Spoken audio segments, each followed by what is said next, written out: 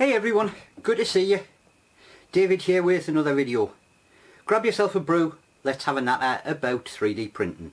So there's no getting away from it, 3D printing is a very large part of our hobby now. Yes, people like me still prefer to do everything by hand and, you know, choose the cheapest possible option. There is of course the other end of the scale with kit sets and some of the really intricate ones that you can get from places like GW. You're paying a horrendous amount of money for. They are very nice, but I wouldn't be going that far. In the middle is a 3D printer. Now, yes, there is a fair amount of layout cost to start off with, just in terms of your initial machine. And then there are the ongoing costs of materials. But it does, in the long run, work out far cheaper than any of the sort of purchased options that you can go for. Now, I do own my own 3D printer. It's one of the older filament models rather than a resin printer, so it hasn't got the same kind of resolution. I certainly can't do miniatures with it.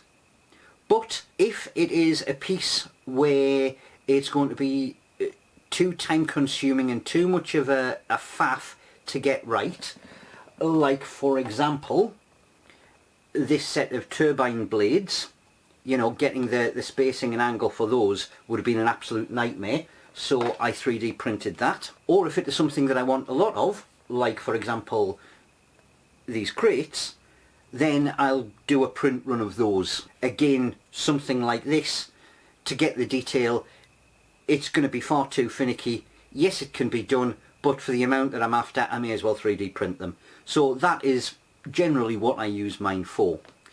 Every person who has a 3D printer has the nightmare of a print going wrong. Sometimes there's not a huge amount you can do with it and you've just got to scrap it, especially if it's right at the start. On occasion you can salvage it, like I did with this failed HK Flyer. I managed to get enough of it there to be able to turn it into a piece of terrain, so that was one good thing. But if it's a minor defect, then you can remediate it. Let's have a look what I had to do with these crates. So I have had these sitting there for a while, and it is high time that I got the rafts off these and got them painted.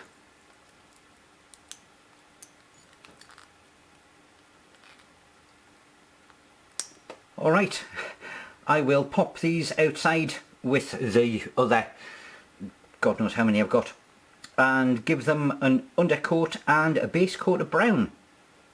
So they've had an undercoat and we've got some mixed results.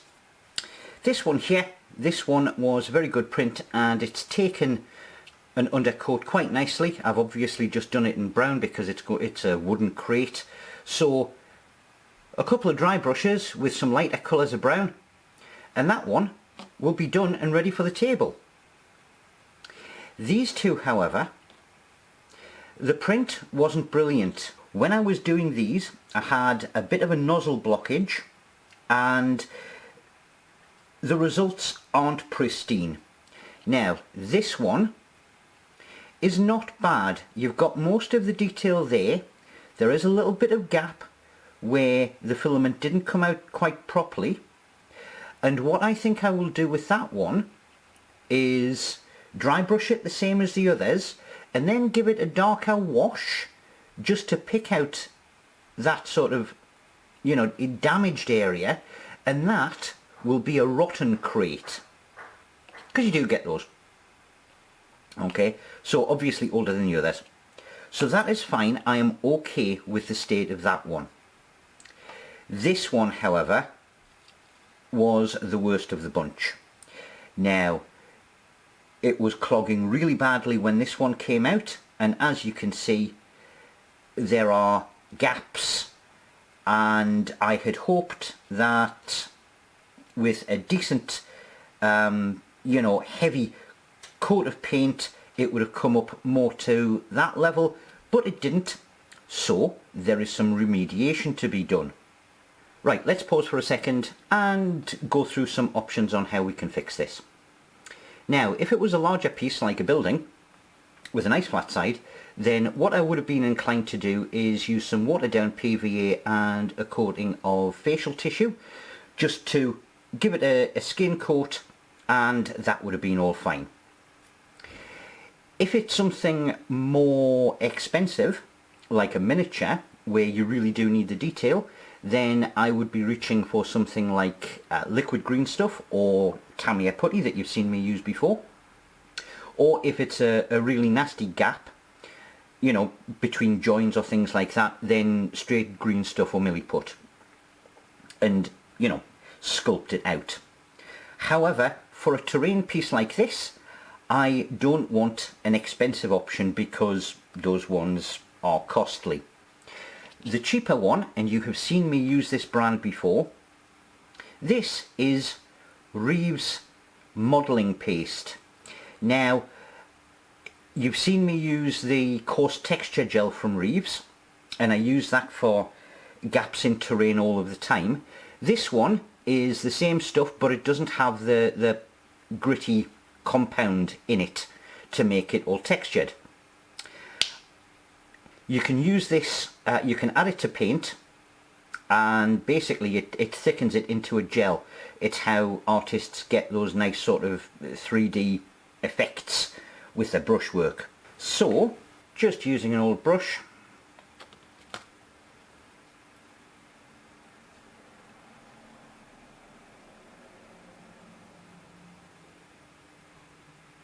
and basically I'm just going to paint it on like that, and you can see where it's filling in those gaps. And of course, because it is an acrylic medium, you can add water just to thin it down if you're finding that it's not going on properly, which is all good stuff. Okay, I will crack on and get this little fella all done and up to a far more reasonable standard. So there's the same crate with the modelling paste applied, and I've redone that base coat of brown, and it is looking far better. Now it's on for a quick paint job. I did say that I was just going to give it a heavy dry brush, but I think for the first one, because that brown is very dark, I am actually going to paint the boards on individually, which is a bit of a hassle, but will probably give us a far better result. So this is Tamiya dark yellow, and it is basically just going to be picking those boards out. And because I don't mind too much if that darker brown shows through, I am not going to be massively finicky about getting a 100% even coat on all of the model, because we do want a little bit of texture to show through. So I will get on and get all of these painted up. So they're certainly all looking like crates now with that first paint job on. These ones are going to be the sort of more newer pristine ones. These ones are going to be the more rotted out ones, and this is just flesh wash, and I'm just going to give it a rub all the way over with that. And once that is done, it is going to be a dry brush with this Tamiya Deck Tan, just to get a bit of a highlight on all of the edges of them, and that will be these done. I'll show you a picture of them with some miniatures after I've got that dry brush done.